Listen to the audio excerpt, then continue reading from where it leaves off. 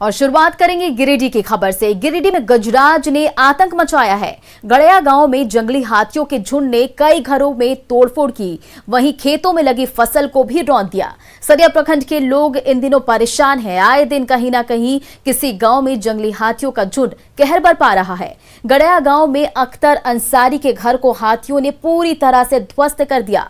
वहीं रमजान मियां के खेत में लगी सब्जियों को भी रौंद दिया।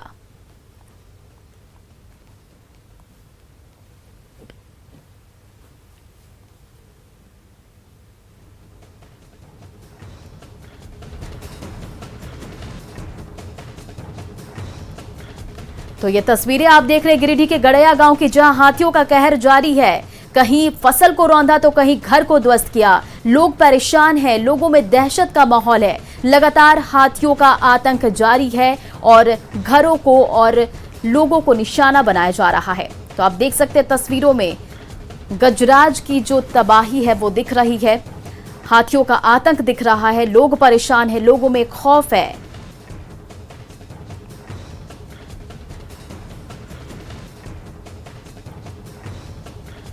तो ये गिरिडीह की तस्वीरें आप देख रहे हैं, जहां आए दिन जंगली हाथियों के झुंड ने कई घरों में तोड़फोड़ की, वहीं खेतों में लगे फसल को भी रौंद दिया। लोगों में खौफ का माहौल है।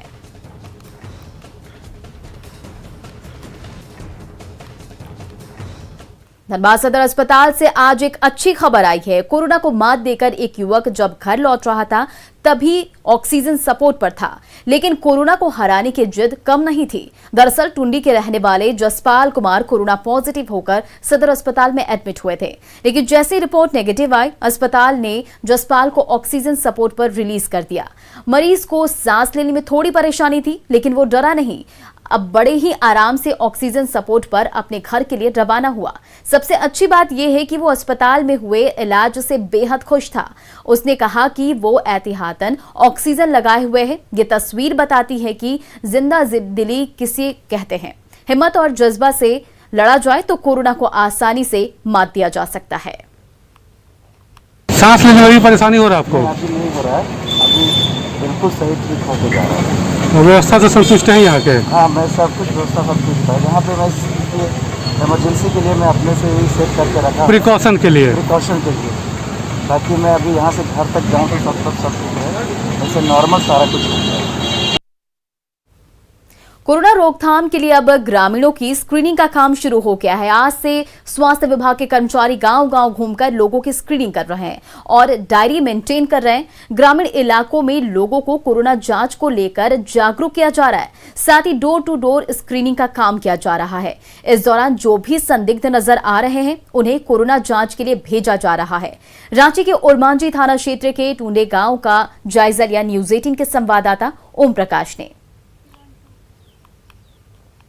शहर में भले बेड की किल्लत की कमी जो है वो अब खत्म होती हुई नजर आ रही हो, लेकिन कोरोना का संक्रमण जो है वो ग्रामीण इलाकों में बढ़ता जा रहा है, जिस वजह से अब ग्रामीण क्षेत्रों में साफ तौर से कहा जाए तो स्क्रीनिंग है, डोर टू डोर स्क्रीनिंग का काम किया जा रहा है, ताकि कितने लोग संक्रमित हैं या फिर ग्रामीण इलाकों में इसका कितना प्रभाव है इसकी पूरी जानकारी मिल सके। इस वक्त हम आपको दिखा रहे हैं ओरमांझी के डुंडे गाँव का नज़ारा, जहाँ पर तमाम जो सेविका हों या फिर सहायिका ANM ये सभी लगी हुई हैं ताकि घर घर की स्क्रीनिंग हो सके और कौन लोग जो हैं वो संक्रमण के शिकार हैं उनकी पहचान हो सके, ताकि उन संदिग्धों का कोरोना टेस्ट कराया जा सके। तो इस तरह की जो व्यवस्था है वो इस वक्त यहाँ पर हमें देखने को मिल रही है। अभी फ़िलहाल यहाँ पर देख सकते हैं कि जो टीम है, जो सेविका सहायिका की टीम है वो पहुँची हुई है। आपको ये भी बताना चाहेंगे ग्रामीण इलाकों में कई लोग हैं जो कि अपने उनका संक्रमण है या नहीं है इसकी वो टेस्ट नहीं करा रहे हैं। वैक्सीनेशन को लेकर जागरूकता की कमी है, तो इन तमाम चीज़ों को भी इसी जो अभियान है इससे अवेयर कराया जाएगा। और हम जानते हैं किस तरह से आप लोग टेस्ट कर रही हैं यहाँ पर। हम लोग सुबह से निकले हुए हैं, घर घर जाके बुला के टेस्ट कर रहे हैं। अगर जैसे आप यहाँ से थर्मल स्क्रीनिंग वगैरह कर रही हैं, ऑक्सीमीटर से भी उनका ऑक्सीजन का फ्लो, पल्स का, अगर कोई संदिग्ध दिखता है तो फिर क्या करना है? संदिग्ध दिखता है तो सर उसको समझाना है और बोल टेस्ट करने के लिए भेजना है। और अगल बगल जो फील्ड में होता है वहाँ टेस्ट करने के लिए भेजना है और उनको समझाना है कि घर में रहिए, सुरक्षित रहिए। जो भी लोग हैं वो प्रॉपर तरीके से टेस्ट करवा रहे हैं। अगर बात की जाए तो जो मास्क नहीं पहने उन्हें मास्क पहनने को भी बोला जा रहा है और इस तरह से देख सकते हैं उनका थर्मल स्क्रीनिंग किया जा रहा है। फिर उसके बाद उसे रजिस्टर में भी मेंटेन किया जाता है ताकि अगर कोई संदिग्ध लगता है उसकी पहचान हो जाती है तो उसका जो जानकारी है वो संबंधित अधिकारियों को देंगे और उनका कोविड टेस्ट भी कराएंगे। तो ऑक्सीमीटर से भी उनका क्या ऑक्सीजन लेवल है, ये तमाम चीज़ें यहाँ पर की जा रही हैं। आप लोग गांव में हैं, क्या कोविड का इधर किसी को सर्दी खांसी बुखार वगैरह नजर? नहीं, हाँ। नहीं किसी के साथ नहीं है।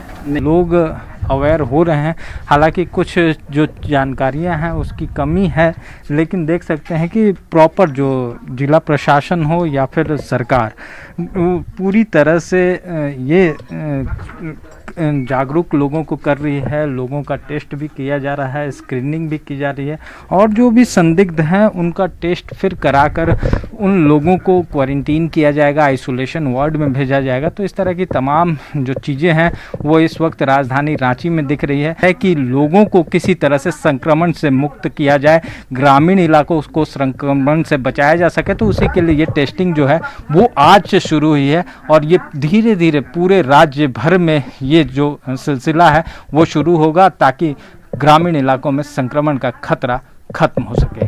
कैमरामैन अमित के साथ ओम प्रकाश, न्यूज़ 18 रांची। झारखंड में कोरोना संक्रमण का ग्राफ अब गिरने लगा है। कोरोना के गिरते ग्राफ को खाली पड़े बेड के आंकड़ों के लिहाज से भी समझा जा सकता है। डॉक्टरों का भी मानना है कि फिलहाल झारखंड के अंदर बहुत तेजी से हालात सुधर रहे हैं, जो बेहतर संकेत है। हालांकि अब राज्य सरकार और जिला प्रशासन की नजर ग्रामीण क्षेत्रों पर टिक गई है। ग्रामीण क्षेत्रों में कोरोना संक्रमण के दायरे को रोकने के लिए खास रणनीति बनाई गई है। ग्रामीण इलाकों में सरकार ने एहतियात के तौर पर हर पंचायत में 2 टास्क फोर्स टीम बनाई है। इनका काम स्क्रीनिंग कर उनका उपचार करना है। वहीं ग्रामीण इलाकों के सभी सामुदायिक स्वास्थ्य केंद्र में 20 बेड तैयार किया जा रहा है। ग्रामीण इलाकों में कोरोना संक्रमण से मौत के बाद उस परिवार के सभी सदस्यों की कोरोना जांच का अनिवार्य कर दिया गया है। वो बेड मिल भी नहीं पाई और हॉस्पिटल के बाहर ही उनकी स्थिति काफ़ी बिगड़ गई और पेशेंट खराब भी हो गया। खैर अभी हालत वैसा नहीं है। लॉकडाउन के बाद से ये हालत काफ़ी सुधरा है। आप अगर देखेंगे तो जैसे availability of bed April last तक तो बहुत आसानी से बेड नहीं मिल रहा था, लेकिन in the first week of May this month थोड़ा थोड़ा अवेलेबिलिटी होने लगा। और in second week you can see कि सभी हॉस्पिटल्स में मोर और less private and government in any hospital setup people can get easily oxygen bed, general beds and in fact ICU। शहरी क्षेत्रों में अभी स्टेबिलिटी आई है, बेड ऑक्यूपेंसी भी कम हो गई है और पॉजिटिविटी रेट अभी हम लोगों की बहुत कम हो गई है। पिछले एक हफ्ते में अगर आप देखेंगे तो पॉजिटिविटी रेट अभी घट के सिर्फ 5% के आसपास रह गई है, जबकि एक समय ऐसा भी था जब पॉजिटिविटी रेट 21, 22, 23 और एक दिन तो 26% भी हम लोगों की पॉजिटिविटी रेट थी। लेकिन इस बीच में ये है कि जो ग्रामीण क्षेत्र हैं उन पे से फोकस हम लोग नहीं हटा सकते हैं। खबरों का सिलसिला जारी है, यहां रुकेंगे छोटे से ब्रेक के लिए।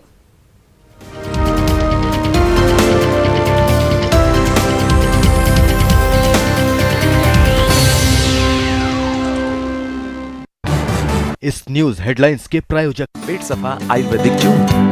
पेट सफा हर रोग दफा।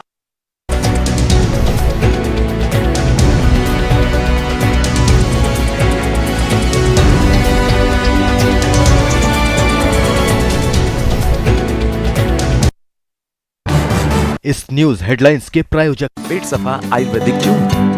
पेट सफा हर रोग दफा। Viewers, India's largest news network, News 18 Network.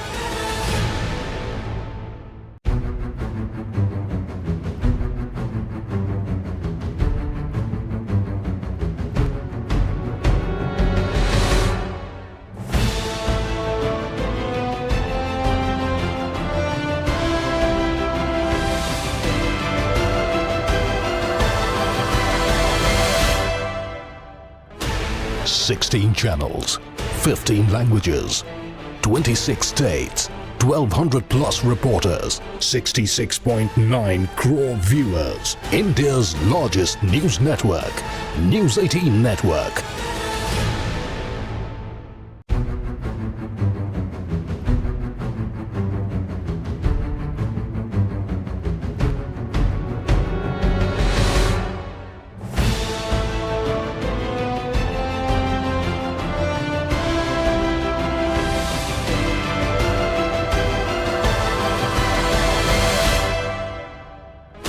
Sixteen channels, 15 languages, 26 states, 1200 plus reporters, 66.9 crore viewers. India's largest news network, News 18 Network.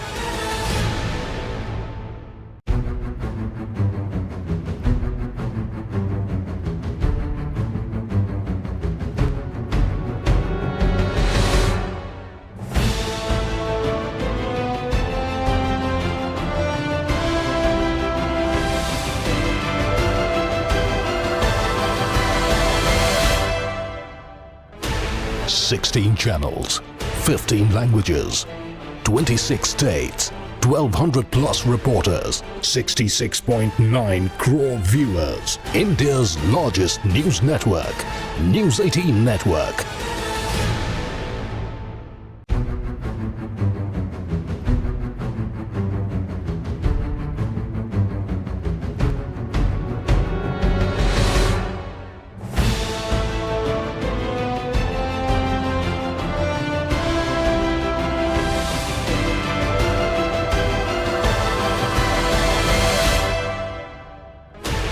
Sixteen channels, 15 languages, 26 states, 1200 plus reporters, 66.9 crore viewers. India's largest news network, News 18 Network.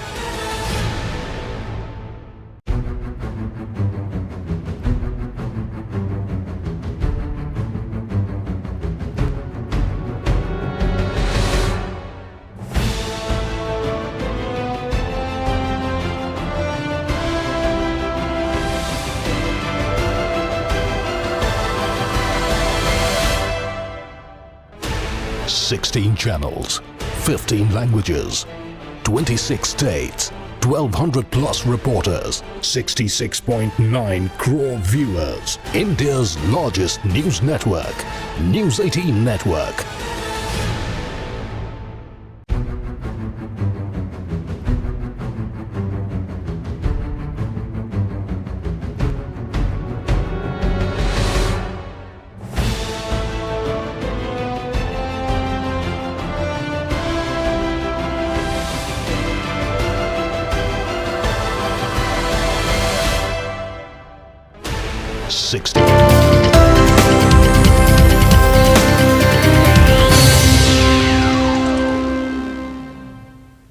और प्रधानमंत्री नरेंद्र मोदी का आत्मनिर्भर भारत बनाने का आह्वान एक निर्णायक मोड़ पर पहुंच गया है, जो भारत की अर्थव्यवस्था की दृष्टि से काफी महत्वपूर्ण है। नेटवर्क 18 की पहल और आईटीसी की ओर से प्रस्तुत स्वाभिमान भारत आपके लिए देश भर से आत्मनिर्भरता और उससे जुड़ी प्रेरणादायक कहानियां लेकर आ रहा है। आखिर ऐसी नवीनता और उपलब्धियों से लिपटी हुई कहानियां ही तो हमें एक बेहतर राष्ट्र के रूप में परिभाषित करती है। उन्हीं में से एक कहानी है देश के सबसे बड़े बैंक एसबीआई की।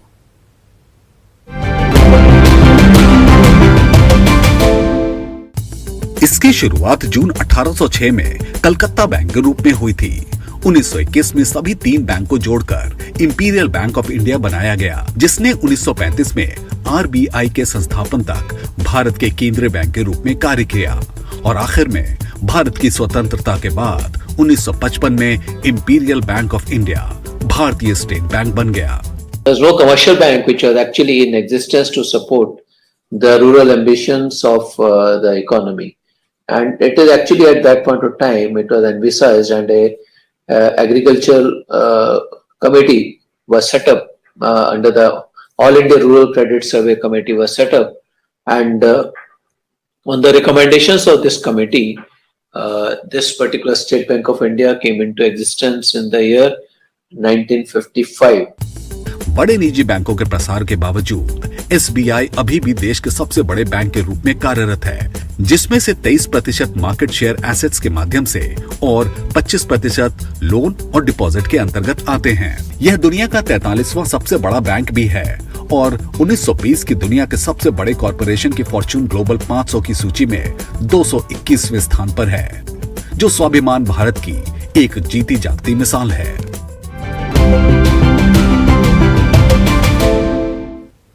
भारत से ऐसी और सफलता की कहानियां देखने के लिए बने रहे नेटवर्क 18 की खास पहल ITC प्रोजेक्ट स्वाभिमान भारत के साथ। और नेटवर्क 18 यह सुनिश्चित करना चाहता है कि हर भारतीय को कोविड-19 का टीका मिले।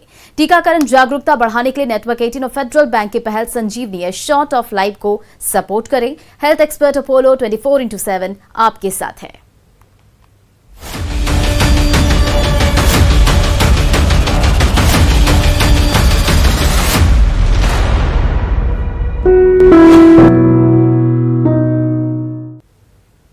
तो जोहार झारखंड में इतना ही। बने रहिए न्यूज़ 18 बिहार झारखंड के साथ।